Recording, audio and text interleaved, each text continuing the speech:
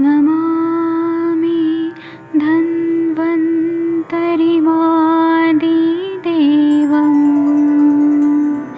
सुरासुरैर्वन्दितपादपद्मम् लोके जरामृत्युनाशम्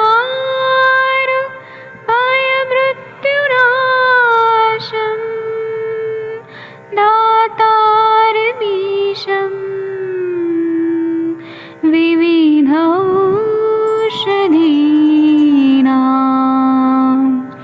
शङ्खं चक्रं जलौकां दधतं मृतघटं चारुतोर्भिश्चतुर्भिः सूक्ष्मस्वच्छादिरुद्यं शुकपरिविलसन् मौलिमम्भोजनेत्रम् कालाम्बोदोज्ज्वलाङ्गं कटितटविलसत् चारुपीताम्बराढ्यम् वन्दे धन्वन्तरिन्तं निखिलगदमिव प्रौढदावाग्निनीलम्।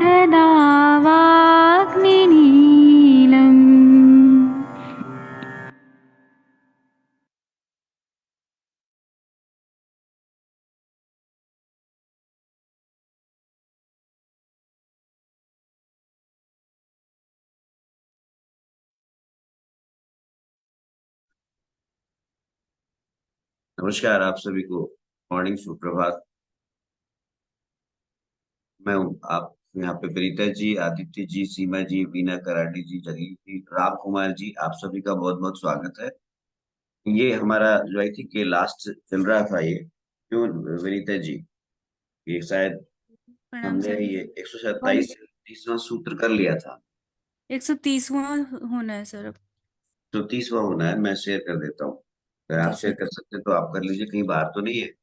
नहीं सर, अब मैं वापस आ गई हूँ। जी सर। शेयर स्क्रीन का ऑप्शन देता हूँ, आप शेयर। जी सर, एक सेकंड। चलिए तब तक मैं पढ़ देता हूँ। ये 130वां सूत्र जो है वह वात कफादी रूपों में तक्र का प्रयोग। गौरव गौरवारोचकन आनाहम मंद बहनियति शारिणाम तक्रम वात कफार्थानम कृतत्वाय कल्पते। इसका है, इसका अर्थ ये है कि वात कफ दोष से जो पीड़ित उदर रोगी हैं उनमें अक्सर हमें भारीपन, अरोचक आना है। मंद बहन बहनियति, मंद बहनियति का अर्थ है कि मंदाग्नि, अग्निमान, अतिसारणम, सारणम यानी अतिसार, इन सभी के होने पर भी तक्र देना चाहिए। और कहा गया है कि तक्रम वात कफार्थानम अमृतत्वाय कल्प, यानी कि ऐसे वात कफज रोगियों के लिए यह तक्र अमृत के समान है। ये 30वां सूत्र है। मैडम का भी स्वागत है, अंजना मैडम जी का। अगर आप इसमें भी। नमस्ते नमस्ते जी। जी सर। नमस्ते सर। जी सर। कोई ये बहुत ही अच्छा सूत्र है, वात कफ आदि रोगों में तक्र का प्रयोग। गौरवारोचक आनाहम मंद बहने सारणम तक्रम वात कफार्थानम अमृतत्वाय कल्पते। तो इसको इस पे कोई, अगर आपके पास और की टीका हो तो आप पढ़ सकती हैं मैम। सर प्लीज एक बार मुझे रेफरेंस बता दीजिए। 130वां सूत्र है ये, जी अध्याय अध्याय 15 का लास्ट 30। जी सर। जी सर, थैंक यू सर। जी आप शेयर कर सकते हैं तो करिए, तो मैं कर। सर ये कुछ प्रॉब्लम आ रही है तो मेरे से चलिए हो नहीं मैं रहा। करता हूँ, नो प्रॉब्लम, मैं शेयर करता हूँ सूत्र। अगर आप इसका टीका किसी के पास हो तो टीका पढ़ सकते जी जी सर, मैं बताती हूँ थोड़ा सा हिंदी इसमें जो बता आपने शायद अभी पढ़ा होगा, लेकिन उसमें कुछ हैं। विशेष वचन जो बताए गए हैं मैं बता देती हूँ। इन्होंने बताया है कि जो तक्र की प्रशंसा में है, आप बता रहे थे, मैंने थोड़ा सा ही सुन पाई थी, उसमें इन्होंने ये बताया कि तक्र की प्रशंसा जो उन्होंने बोली है यहाँ पर, उसमें इन्होंने बोला है कि गौरव मतलब गौरव आरोचक आनहा, मतलब तो आरोचक आनहा मंदाग्नि अतिसार गुरुता वात रोग तथा कफ रोग से पीड़ित रोगियों के लिए तक्र का सेवन अमृत के समान लाभदायक होता है। ये हम लोग लगातार पढ़ते आ रहे हैं। और इन्होंने स्पेशली जो विशेष वचन में यही बताया कि उदर रोगों में पहले दूध का प्रयोग कराएं। यदि किसी कारण दूध अनुकूल ना पड़े तब हमें तक्र का सेवन कराएं। तक्र का सेवन कराते समय जो इन्होंने ऊपर बताया था अभी हम लोग को 126 से 129 तक श्लोकों के निर्देशों को भी अक्षरशः पालन होना चाहिए। मतलब उन्होंने बताया था कि तक्र सेवन के समय हम लोग पहले भी पढ़े होंगे, उसमें लिखा था कि उदर रोगी को थोड़ा स्वच्छ, थोड़ा गाढ़ा, मधुर मट्ठा पीना है या मधुर तक्र लेना है। अगर बातोदर है तो उसमें पिप्पली का चूर्ण मिलाना है और थोड़ा सा नमक मिलाना है। अगर पित्तोदर है तो उसमें काली मिर्च का चूर्ण मिलाना है और चीनी मिलाना है। और कफोदर है तो उसमें अजवाइन, सेंधा नमक और जीरा, मधु और सौंठ, मरीच और पीपर का चूर्ण मिलाकर। और सन्नीपात अगर है, सन्नीपात उधर है तो फिर सौंठ, मरीच, त्रिकटु मिला के, नमक मिला के देना है। बहुत अच्छे से इन्होंने बताया है। अब ये हम लोगों को मेरा मिस हुआ है। पिलियोदर में मधु, तेल, बालवट, सौंठ, सोया कूट, सेंधा नमक का चूर्ण मिलाकर। वध गुदोदर में हाउवेर, अजवाइन, सेंधा नमक और जीरा का चूर्ण मिलाकर। वध गुदोदर, सर वध गुदोदर का मतलब यहाँ पे जनरली क्या लिया जाएगा? जनरली मेरे हिसाब से तो वध गुदोदर को बोल। Intestinal obstruction. जी जी जी जी मैम, बहुत अच्छे से आपने बताया। और उसमें देखिए, अगर हम जनरली आजकल जो है सब लोग ऑपरेशन के लिए ही सबसे पहले होता है कि आप ऑपरेट कराइए। लेकिन अगर इंटेस्टाइनल ऑब्स्ट्रक्शन पार्शियल होता है या फिर जिसे कहते हैं कि मे बी कि वो तुरंत डायग्नोस हो जाता है, तब हम ये काम कर सकते हैं कि हाउवेर, अजवाइन, सेंधा नमक और जीरा, ये तीनों चीजें तो आराम से मिल जाती हैं। हाउवेर क्या होगा मैडम? हाउवेर के किस नाम से मिलेगा मार्केट में? हीरीवेर जो होता है ना, उसको बोलते हैं हार्बोर बेर। हिरीवेर, हिरीवेर ना जी।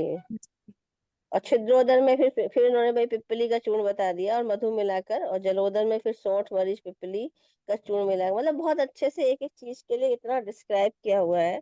और उसमें भी हमें अपनी साध्यता असाध्यता और अग्नि और बल और रोगी की जो है, सबसे बड़ी बात होती है कि रोगी का सत्व देखते हुए हमें चिकित्सा करना चाहिए, देश काल को देखते हुए। तो ये हमारे पास कुछ भी है, एक सूत्र तो बहुत अच्छे हैं। क्योंकि अभी कुछ पेशेंट जैसे त्योहार होते हैं, दीपावली का त्योहार निपटा है तो ओपीडीज में अभी एक्यूट एब्डोमेन करके बहुत पेशेंट आते हैं, तुरंत आते हैं। जैसे अभी हम ट्यूसडे की ओपीडी अटेंड कर रहे थे तो मेरे पास 3 पेशेंट इतने सीवियर पेन के थे, एक्यूट एब्डोमेन के। मैडम बाहर का मंगाए थे, बाहर का खा लिए थे, मैडम थोड़ी मिठाई वहाँ की खा लिए थे, ज्यादा खा लिए थे। तो इस तरह के केसेस में भी अगर हम अपना ये उदर रोग का जो चिकित्सा दी गई है अकॉर्डिंगली करेंगे तो बहुत अच्छा रिस्पॉन्स मिल सकता है। जी सर, इसकी बहुत अच्छा टीका। बताया मैम, बहुत अच्छा बताया।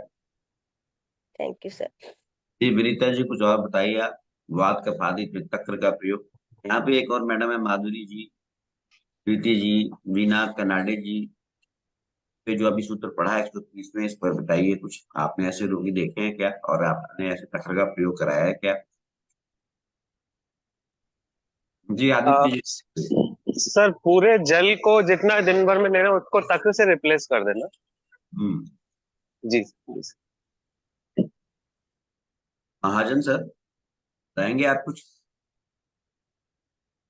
वात कफादी में तक्र का प्रयोग। तक्र को यहाँ पर कहा गया है, यदि भारीपन, अरुचि, आदाह, अग्निमान या अतिसार होने पर ऐसे रोगियों में, वात कफज रोगियों में, जो उगर रोगी हैं, के लिए अमृत के समान है। चलिए इसकी टीका, आई थिंक संस्कृत वाली टीका किसी के पास है नहीं। अब वो मैडम विनीता है जी सर, के पास है, मेरे पास पढ़िए। है, मेरे पास पढ़िए, है सर। मैं कोशिश करती हूँ, मैं कोशिश करती हूँ। नहीं तो कहिए तो मैं शेयर भी कर सकती हूँ, आप लोग पढ़ शेयर कर सकते हैं। दीजिए मैम, शेयर कर दीजिए। मैं शेयर कर देती हूँ सर। आप तब तक कुछ बोलते रहिए, मैं शेयर करती हूँ 2 मिनट में। जी जी।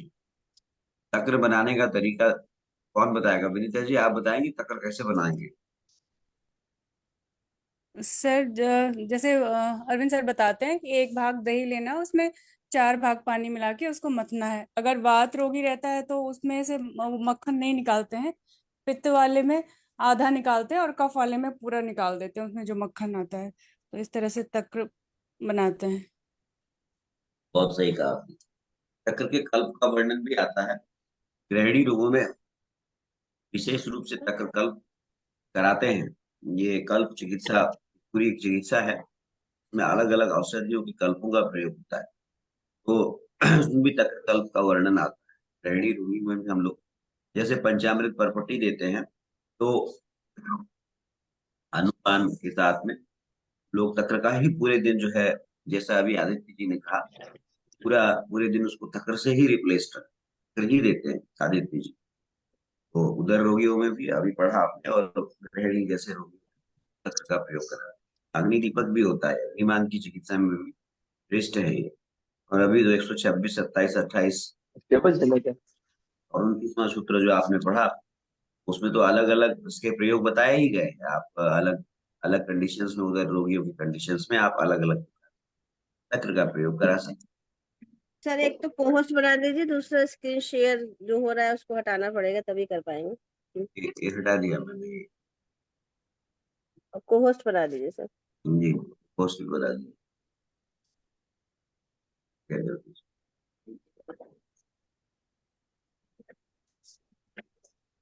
के बाद जो है अभी इस पे टिप्पणी पढ़ी जाएगी जो, ठीक है। इससे पहले कि 131वां सूत्र जो है विनीता जी आप पढ़िए। सर रोगियों में दूध का प्रयोग, जी सर। और मेहरबानी करके प्रयोगाणाम 800 ये वाले जो भाई साहब घुसे हैं, 880, 46, 86, 44, 35, थोड़ा साइलेंट रखिए मोबाइल। जी जी बढ़िया। प्रयोगाणां च सर्वेषाम् अनुच्छिरं प्रयोजयेत् स्थैर्यकृत संवर्धन सर्वधातूनां बल्यं दोषा अनुबंधित। जी सर। दुग्ध प्रशंसा उदर रोग चिकित्सा में कहे गए सभी औषधियों के साथ अनुपान के रूप में दूध का भी प्रयोग कराना चाहिए, क्योंकि दूध रस, रक्त आदि सभी धातुओं को स्थिरता प्रदान करता है, बल को भी बढ़ाता है और वात आदि दोषों के अनुबंध संबंध को भी नष्ट करता है। बहुत बढ़िया पढ़ा। दूध का प्रयोग यहाँ पे है कि हर सभी प्रयोगों के पीछे प्रयोगाणाम स सर्वेषाम क्षीरम प्रयोजयेत्, हर प्रयोग के पीछे आप दूध का प्रयोग कराएं। जैसा कि अभी मैडम ने पढ़ा, स्थैर्यकृत सर्वधातु नाम बल्यम कोशानुबंध जो है वो सभी धातुओं को स्थिरता देता है, बलकारक है, और दोष के अनुबंध को दूर करता है। तो पहले वाले सूत्र का टिप्पणी देखिए, यहाँ पर टीका आ गई है 30वें सूत्र की। कौन पढ़ेगा? मनीषा जी मैडम आप पढ़ेंगी, माधुरी जी कोई पढ़िए, पढ़ना चाहे तो, और अर्थ भी लगाइए। जी मैडम ने शेयर कर दी 130। तो कौन सा है? 130वां देखिए स्क्रीन पे आ रहा है, उसकी आपने अच्छा कमेंट्री हाँ पढ़नी है। हाँ जी सर, टीका पढ़नी है ना? जी जी वो जी। हाँ, वात कफार्तानां गौरवारोचकादियुतानां तक्रम तक्रम अमृतत्वाय कल्पते संपदयते एतश्च ब्रुवन् वातकफयो शुद्धा वापि देवमिति धोतयति।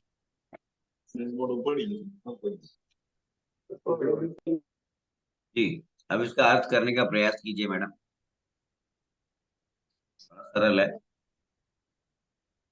सर इसका इसमें अर्थ होता है कि तक्र का ही प्रयोग करना चाहिए। तक्र अमृत समान है, वात कफ आदि उदर में। सर यही है ना सर? ऐसे बिल्कुल ही बिल्कुल बिल्कुल सर, यही है। ये अमृत जी समान है तो इसमें हर इस उदर में इसका प्रयोग करना चाहिए। पर इसके साथ सर वो अलग अलग औषधि युक्त तक्र का प्रयोग करना चाहिए। वात, पित्त, कफ, त्रिदोषज में, बद्धोदर में सर, ऐसे। बिल्कुल सही कहा आपने। संस्कृत में लिखा है वात कफार्ता नाम गौरवा अरोचक आदियुता नाम तक्रम अमृत स्वाय कल्पयते संपदते। वात कफज जो रोगी हैं यानी उदर रोगी हैं, और जिनमें गौरव अरुचि आदि लक्षण मिलते हैं, उनके लिए तक्र जो है वो अमृत के समान तक्र कल्प है। एतंच भुवन वात भयो शुद्धवापि देह देहमिति यो द्योत द्योतयति। जी पढ़िए विनीता जी, इसका अर्थ क्या है? लास्ट लाइन अ, ऐसा ऐसा बोला गया है। ऐसा यहाँ कहा गया है कि हाँ, वात कफ की शुद्धि के लिए हम्म, देवमिति द्योतयति, मतलब जैसे पहले कहा गया है, द्योत मतलब किसी चीज को बताना होता है ना, इस चीज का द्योतक है ये, इस तरह से हाँ उस प्रकार से औषधि कल्पना करके देना चाहिए वात कफ की शुद्धि के लिए। देयमिति मतलब देना चाहिए। ठीक बात है। अब 131वां सूत्र का जो अभी हमने पढ़ा था, प्रयोगाणाम च सर्वेषाम अनुचीरम प्रयोजय स्थैर्यकृत सर्वधातुनाम बल्यम दोषानुबंध हृत, इसका संस्कृति का कौन पढ़ेगा? निशा जी आप पढ़ेंगी मैडम, वर्षा जी कोई और पढ़े? मोनिका मैडम भी आ गई है, वाह भाई वाह, बताइए मोनिका मैडम, पढ़िए इसको। प्रणाम सर। मनीषा जी आप पढ़ेंगे, चलिए। प्रणाम सर। प्रणाम। सर्वेषां च प्रयोगाणामनु क्षीरं प्रयोजयेत् तच्च क्षीरं सर्वधातूनां स्थिरत्वं करोति तथा वल्यं स्यादोषानुबन्धत्वं हरति। सर सभी दोषों में प्रयोग क्षीर का जो प्रयोग करते हैं सभी दोषों के अनुसार करते हैं और सर्व तच्च क्षीरम सर्व धातु नाम स्थिरत्वम करोति, धातुओं को सभी धातुओं को स्थिर करने के लिए क्षीर का प्रयोग करते हैं। इसमें बलवर्धक और इसके सर इसको बताएंगे। स्याद्यो स्याद्यो ठीक। बंधत्वम हरति, मतलब दोषों के अनुसार इसको ये दोषों का हरण करता है और बलवर्धक है। अनुबंध को भी दूर करता है, इसका अर्थ ये है। जी। जी। अनुबंध को भी ये दूर करता है, अनुबंध रहता है, यानी कि ये अनुबंध को भी हटाता है। चरक मैडम सर। जी।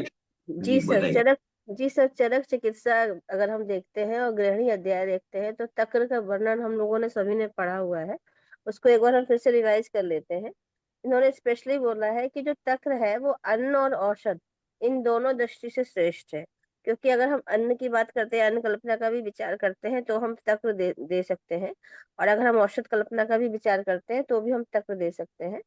और ये तक्र का जो गुण बताया है बहुत अच्छे से बताया है कि तक्र जो है वो उत्तम है, दीपन है, उत्तम दीपन है। और उत्तम दीपन के साथ साथ ये ग्राही करता है और लघुता है इसमें।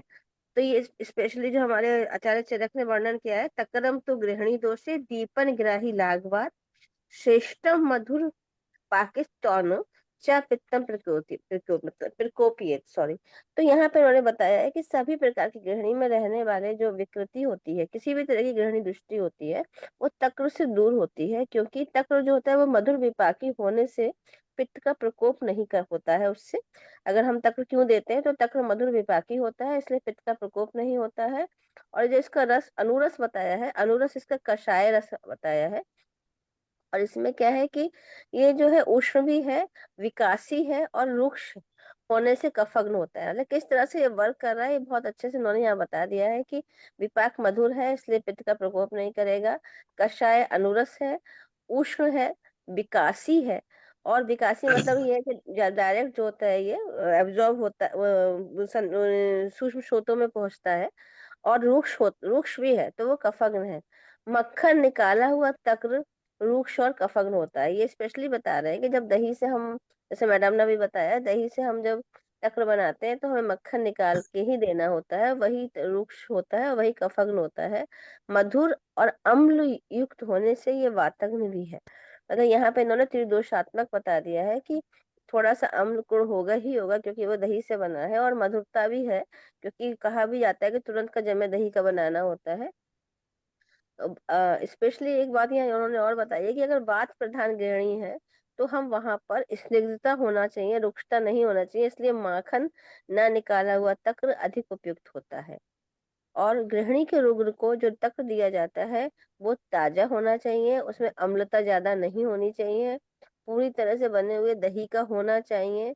और वे तक्र स्वतंत्र रूप से औषधि के रूप में या फिर आहार के रूप में यूज किया जा सकता है। बहुत बढ़िया, मैडम ने चरक का संदर्भ दिया। बहुत ही गृहिणी चिकित्सा अध्याय, गृहिणी दोष चिकित्सा अध्याय में ये संदर्भ मिलता है हमें। तो गृहिणी के रोगियों में भी इसका प्रयोग करते हैं। अच्छा रहा इस साथ के साथ गृहिणी दोष चिकित्सा अध्याय का के बारे में जो प्रशस्यते की तारीफ की गई है वो यहाँ पे मैडम ने बताया। चलिए अब हमारा जो है ये चैप्टर थिंक समापन की तरफ है।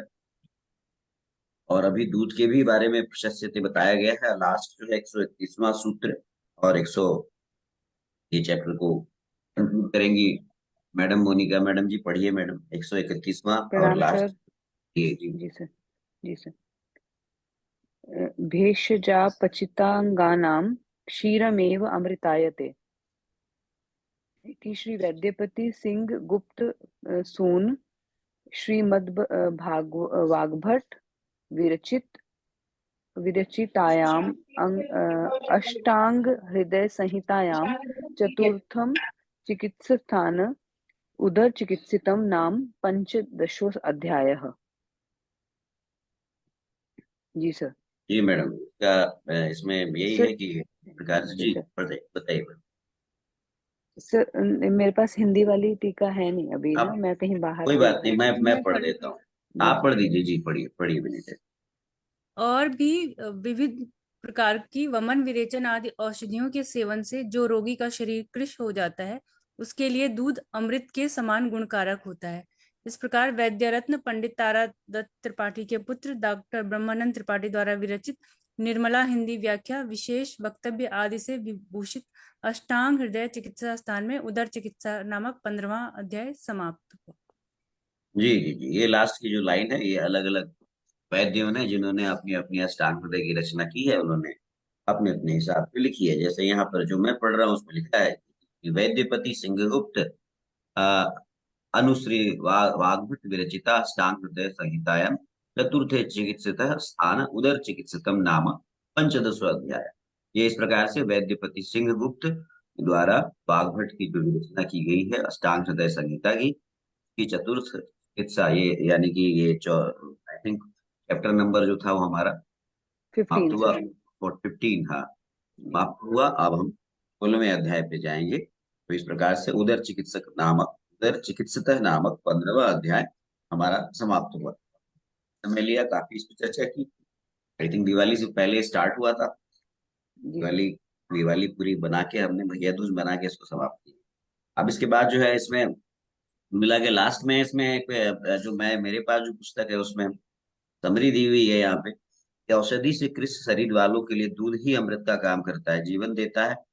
उदर रोगी में तंत्रात रोग प्रसिद्ध नारायण चूर्ण, बिंदुघृत, नाराज रस, इच्छाभेरी, जलोदरारी रस, शोथोदरारी रस। इस प्रकार से यकृत रोग में यकृतारि लौह, रसराज रस, विद्याधर रस, रोहित लौह, अग्नि प्रभावटी, जीर्ण ज्वरोक्त औषधि भी देव। यहाँ से अपने जो ये टीकाकार है इन्होंने अपना मंतव्य लिखा है, अपना एक्सपीरियंस शेयर किया है। प्लीहा रोग में अभया लवण, गुड़ पिप्पली, लोकनाथ रस, गुड़ जीरक के अनुपान से, रोहित का चूर्ण, शीतल जल से, महामृत्युंजय लौ, यकृत प्लीहादि लौ, चित्रकादि लौ, प्लीहांतक रस और प्लीहरि रस आदि औषधियां दे।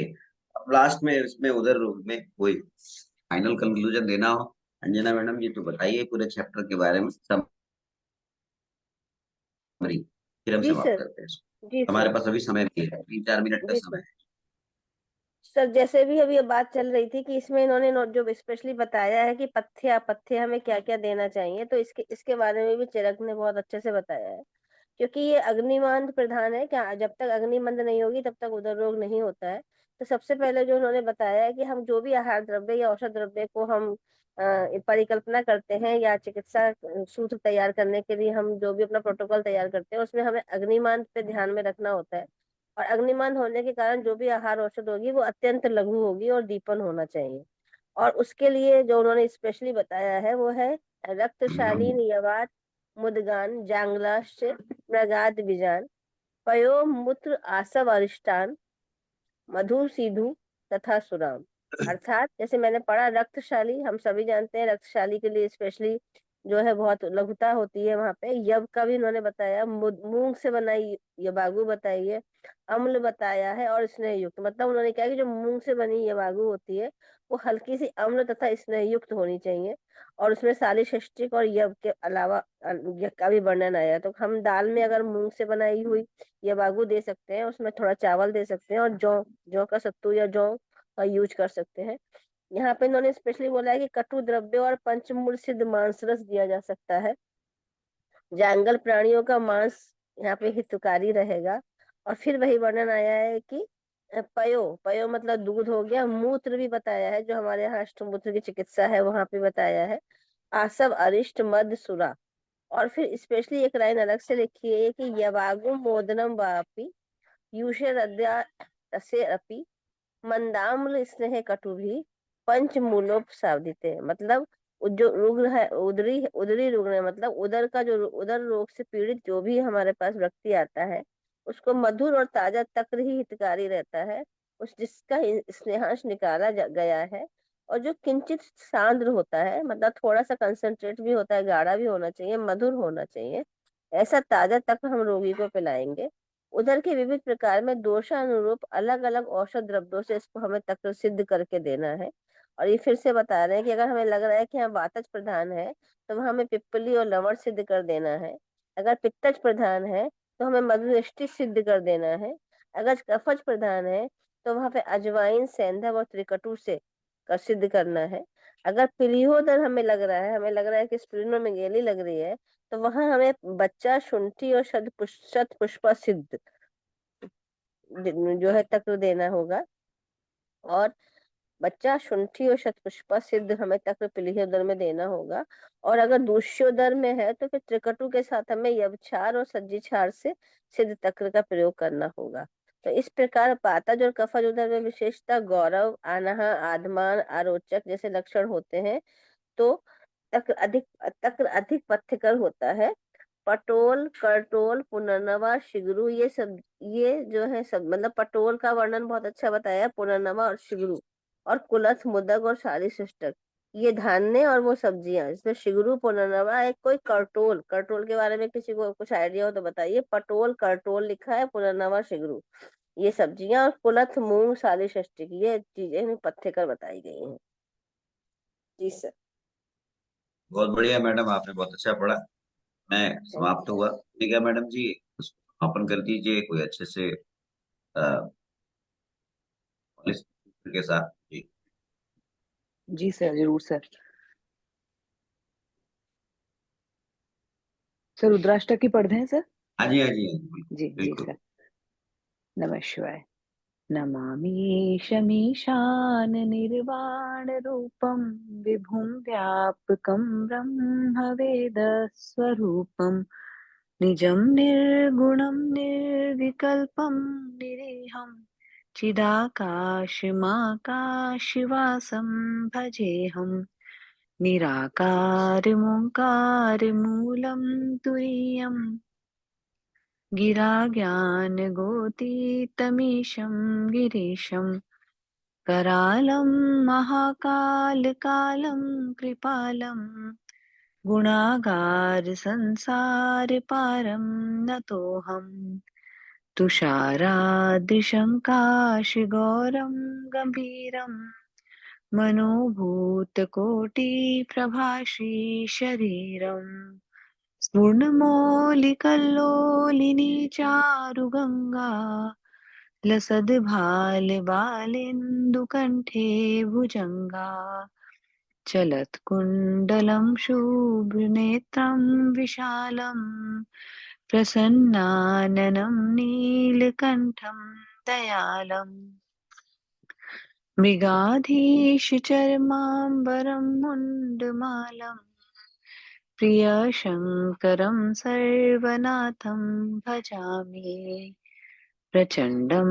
प्रकृष्टं प्रगल्भं परेशम् अखण्डम् अजं भानुकोटिप्रकाशम् त्रयशूलनिर्मूलनं शूलपाणि भजेऽहं भवानी पतिं भावगम्यम् कलातीत कल्याण कल्पान्तकारी सदा सज्जनानंद दाता पुरारी चिदानंद संदोह मोहापहारी प्रसीद प्रसीद प्रभो मन्मथारी न यावदुमानाथ पादारविन्दम् भजन्ति हलोके परिवानराणाम्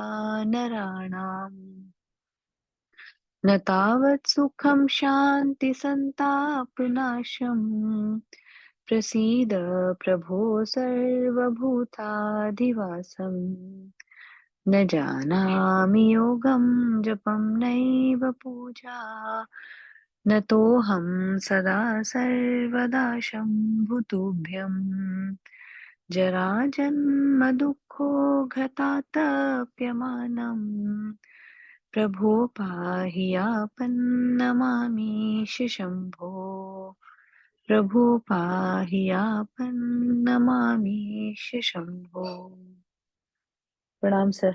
प्रणाम बहुत सभी बहुत को। धन्यवाद मोनिका मैडम जी और बाकी प्रणाम सभी सर। वैद्यों को प्रातः काल जुड़ने के लिए।